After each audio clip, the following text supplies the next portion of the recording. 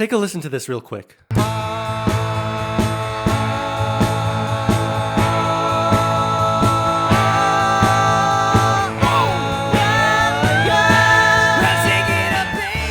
here, the Beatles are using one of the most awesome and maybe dying techniques in Western music, the prolonged dominant. But hold up, what the heck is a prolonged dominant, and why would it be dying? I mean, look at the crowd, they absolutely love it. Grandma's going wild for this stuff. Oh my God!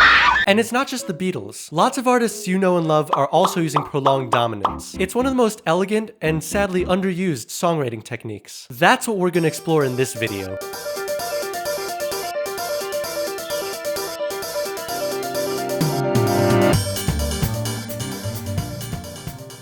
Just a quick disclaimer. In this video, I'm going to be talking predominantly using the language of Western classical music theory. I understand there are thousands of musical traditions all around the world. This video is looking through just one of many cultural lenses at pop music. I feel pretty confident you'll find this interesting. If you're a music theory nerd and you already know what a prolonged dominant is, go ahead and skip to this time. Functional harmony is all about tension and release. A dominant chord is the chord that brings the tension. Every piece of music has what we call a key center. This is home. If you've taken music lessons before, you might have seen this represented by a key signature. For example, the key center / key signature of Twist and Shout by the Beatles is D major. Every key has 7 chords that technically fit within it, and each of those 7 chords has a different function based on how our ears perceive it relative to the home key.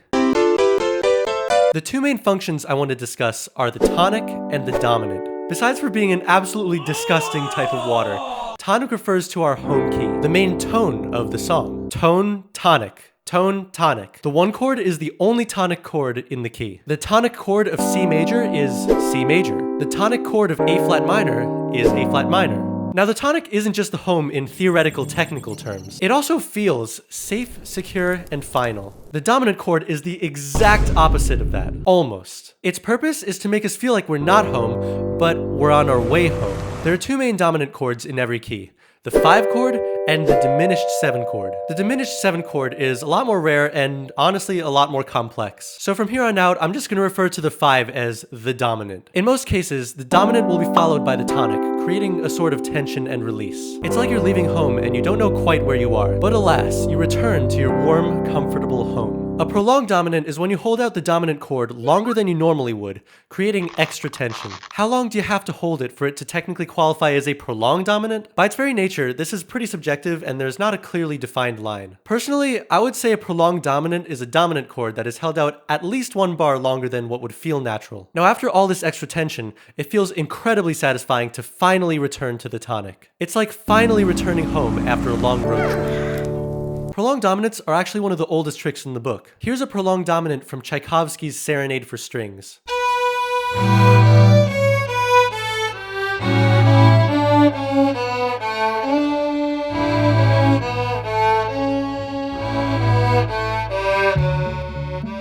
With all that out of the way, let's take a look at some more modern examples.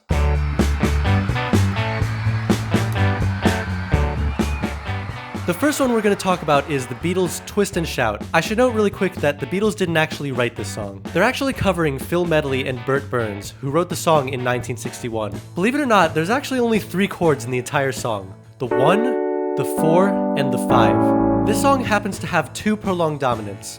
One right in the middle of the song, and one toward the end.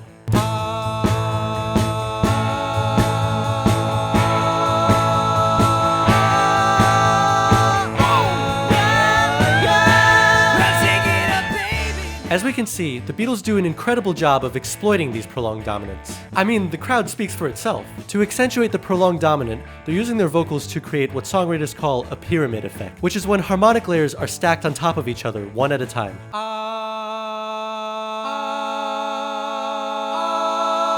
The dominant chord is prolonged for 6 bars, which builds up a lot of tension before they finally return to the 1 chord, or the tonic. Something the Beatles demonstrate with the song is that prolonged dominance must be used sparingly. They only use it twice in this nearly 3-minute long song. You'll rarely find a song that uses prolonged dominance more than 2 or 3 times, because after that, it kinda loses some of its value. So prolonged dominants were used in the 1960s. How about something a little more contemporary? How about Gangnam Style? Whoop on Gangnam Style!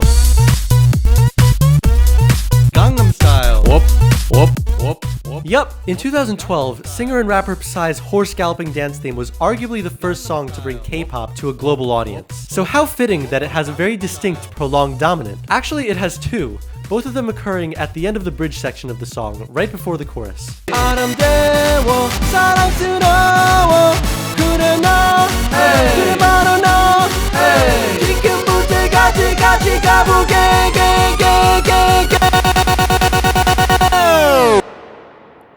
Oppan Gangnam Style. Don't tell me that video doesn't make you feel at least a little nostalgic. The dominant chord is held for 7 bars, which is more than enough time to call it prolonged. Something rather unique about this prolonged dominant is that it's immediately followed by what composers call a grand pause, or GP for short. GPs on their own are a tension-building technique. So when Psy uses a prolonged dominant and a GP together like this, the entire club is dying for the song to return back to the tonic.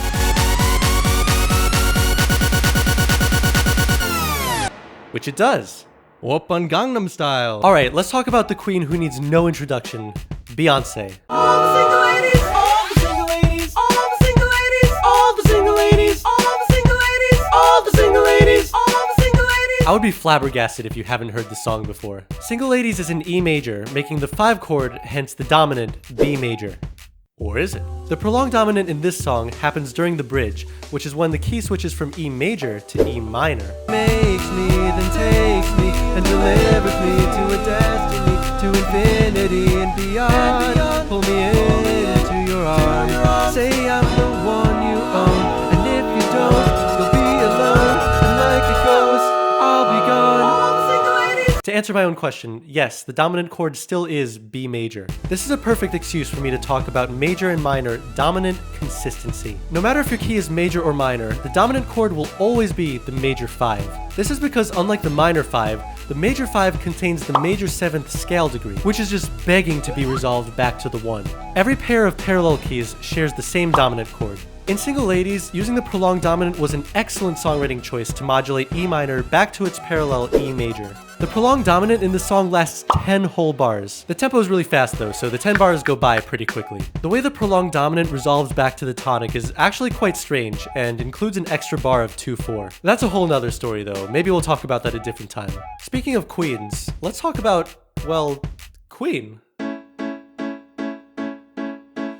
I see a little silhouette of a man.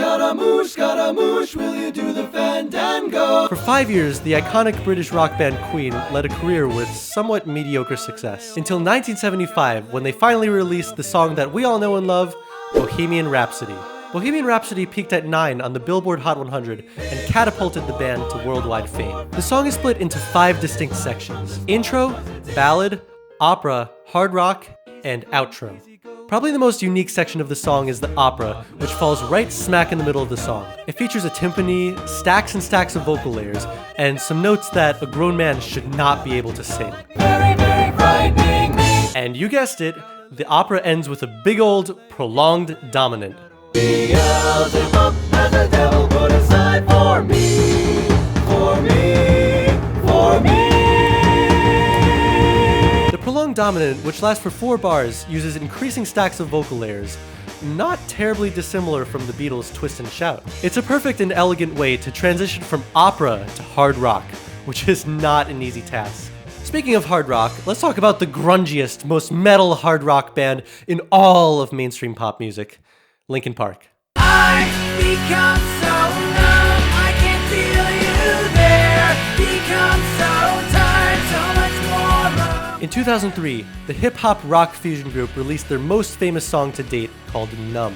Numb is a self-empowering song about angrily pushing away an over-imposing authority figure. In the middle of the song, there's this incredibly raw, powerful bridge that breaks away from the chord progression used in the rest of the song. And that bridge ends with, wait for it, a prolonged dominant. And I know I may end up failing too, but I know you were just like me, with someone disappointed in you. The 5-chord chord in this case lasts 3 whole bars. Admittedly, this is just barely a prolonged dominant, but it still qualifies, at least by my definition. This particular prolonged dominant helps the song cling to this super emotional bridge for just a few extra seconds. It then ties really nicely back into the chorus, which begins on, predictably, the tonic. This last song I'm going to show you is a little bit different from the others, which I'll explain why. The song is Stolen Dance by artist Milky. If you think you never heard of this song, don't worry, you definitely have. It's one of those songs that everybody's heard, but nobody knows what it's called. I want you, we can bring it on the floor. Never danced like this before. We don't talk about it. Anyway, the song is in A minor, making the dominant chord E major. Unlike most of the other songs, the prolonged dominant happens at the end of the verse, leading into the chorus. We need to fetch back the time they have stolen from us.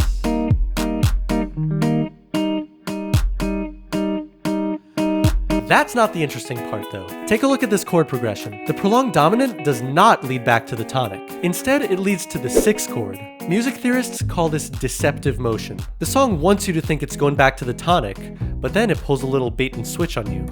Prolonged dominants are awesome and useful, but sadly they're disappearing. Or are they? Earlier this month, I listened to every single song on the current Billboard Hot 100. Yes, every single one. It literally took me hours. Anyway, there was only one song with a prolonged dominant. Here's the real kicker though. Only 38 of the songs had a dominant chord at all. This might sound like a lot, but for a very long time, it was unheard of for a song to not have any dominant chords. So it's not that prolonged dominants are disappearing, it's that dominants in general are disappearing. Why might that be? Obviously, there's no straightforward answer, but here are a few possibilities. The dominant chord might be subconsciously associated with cheesy old-timey music, like Broadway or Dixieland.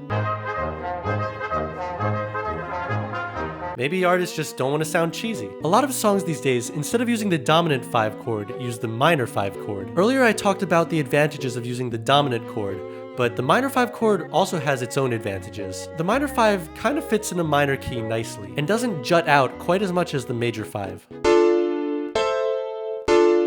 Here's an interesting question though. Do we still need dominant chords? The explicit purpose of the dominant chord is to create tension, which gets released when you go back to the tonic. It's easy to see why this was the primary way of creating tension in the old days. It was literally one of the only ways. Obviously, it wasn't the only way. You also had things like timpani rolls and string tremolos, but not every ensemble had timpani or strings. Today we have all sorts of different ways of creating musical tension. Almost too many. There's white noise sweeps, ascending sawtooth glissandos, tension-building drum beats, reverse cymbals, and much more. In fact, a lot of the songs I showed you in this video use prolonged dominants in conjunction with these contemporary techniques. Look at Gangnam Style, for example. During the prolonged dominant, we can hear a distinct sawtooth glissando and an increasingly tense snare drum pattern. In 2014, the band The Lonely Island explored just how much musical tension you can possibly build. They created a song called When Will the Bass Drop, which pretty much explains itself. I'm not gonna actually play the song right now because of copyright, but check it out later if you haven't seen it already. The DJ spends literally 1 minute and 45 seconds using every tension building technique under the sun, until the bass finally drops. Actually, he uses every tension building technique except for one. The prolonged dominant. The song gets its point across pretty well, but I'd be willing to bet that it would have been even more extreme had they incorporated a prolonged dominant. If you made it all the way through the video, thanks for watching, I really mean it. If you're in AP Music Theory or taking music theory in college, go ahead and show this video to your professor. See you next time!